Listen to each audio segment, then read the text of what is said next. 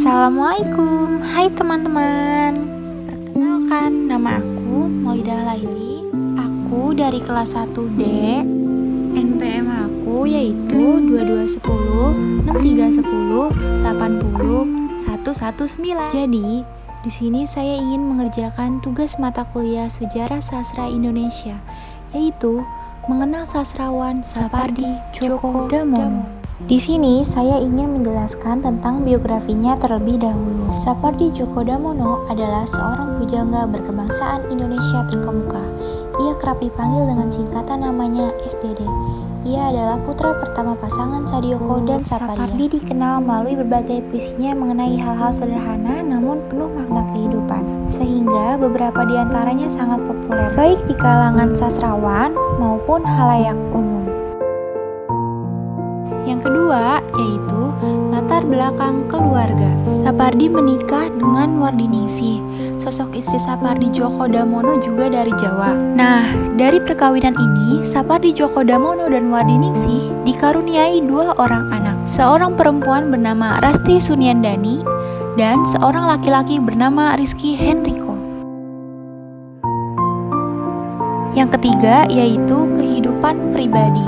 Ia meninggal dunia pada 19 Juli 2020 di Rumah Sakit EKBSD, Tangerang Selatan. Setelah sempat dirawat karena penurunan fungsi organ tubuh, ia meninggal dunia pukul 9:17. Sejak Sabtu sehari sebelumnya, ia mengalami pendarahan hingga hari Minggu pada pukul 8. Ia masih dapat berkomunikasi. Setelah intervensi pada paru-parunya guna mengeluarkan dahak, ia tak memberi respon hingga dinyatakan meninggal pada pukul 9:17. Selanjutnya, ada karir Sapardi Djoko Damono. Jadi, selepas lulus kuliah 1964, Sapardi sempat menjadi pengajar pada Fakultas Keguruan Sastra dan Seni IKIP Malang di Madiun sampai dengan 1968. Pada 1973, setelah sempat bekerja di Semarang, ia pindah ke Jakarta untuk menjadi Direktur Pelaksana Yayasan Indonesia yang menerbitkan majalah Sastra Horizon. Sejak 1974, ia mengajar di Fakultas Sastra, sekarang Fakultas Ilmu Budaya, Universitas Indonesia. Sapardi ditunjuk sebagai Dekan Fakultas Sastra UI periode 1995 sampai dengan 1999, setelah sebelumnya diangkat sebagai guru besar.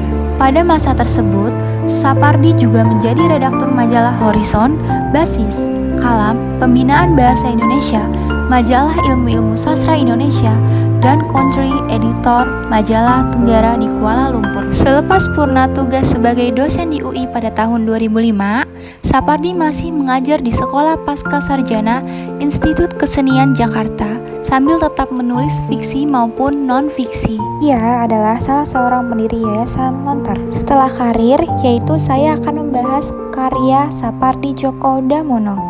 Sajak-sajak Sapardi telah diterjemahkan ke dalam berbagai bahasa, termasuk bahasa daerah. Ia tidak saja aktif menulis puisi, tetapi juga cerita pendek. Selain itu, ia juga menerjemahkan berbagai karya penulis asing, menulis esai, serta menulis sejumlah kolom atau artikel di surat kabar, termasuk kolom sepak bola. Nah, berikut ini adalah beberapa karya-karya Sapardi Djoko Damono berupa kumpulan puisi serta beberapa non-sastra. Nah, di sini aku ingin memberikan beberapa contoh karya puisi Sapardi Djoko Damono. Yang pertama yaitu puisi berjudul Aku Ingin. Jadi, puisi ini menggambarkan tentang penyampaian rasa cinta seseorang yang apa adanya dan tak perlu dibuktikan lagi dengan kata atau isyarat yang menggebu-gebu, melainkan dengan pengorbanan besar terhadap orang yang dicintainya. Sehingga dapat disimpulkan makna dari puisi ini adalah pengorbanan cinta. Puisi yang kedua yaitu Hujan Bulan Juni. Nah, puisi ini menggambarkan akan sebuah penantian seseorang yang hanya dengan kekuatan doa, sabar, dan ikhlas. Yang ketiga yaitu puisi berjudul Pada Suatu Hari Nanti.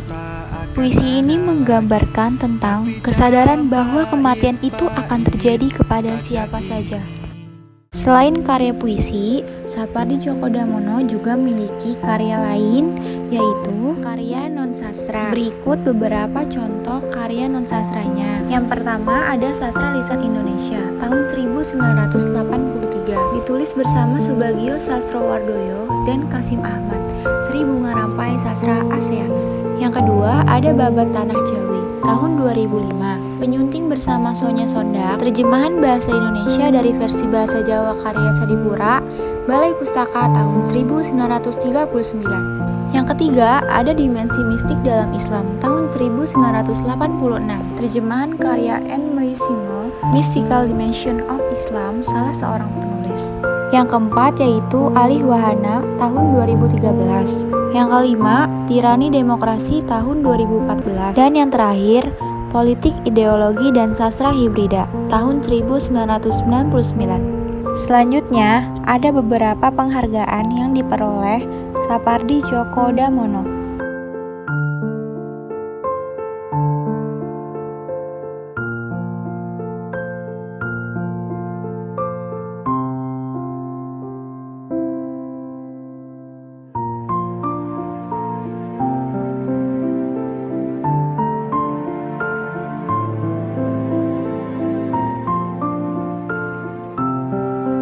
Yang terakhir yaitu ada karakteristik karyanya. Sapardi memiliki karakteristik khusus pada karyanya, yaitu sajak-sajaknya bersifat liris, tidak mengikuti pola-pola penulisan tradisional yang mengutamakan pemenggalan baris, susunan kata, dan permainan bunyi.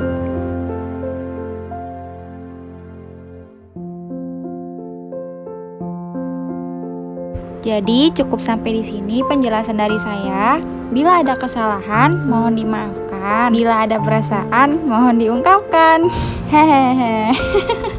Terima kasih. Wassalamualaikum warahmatullahi wabarakatuh.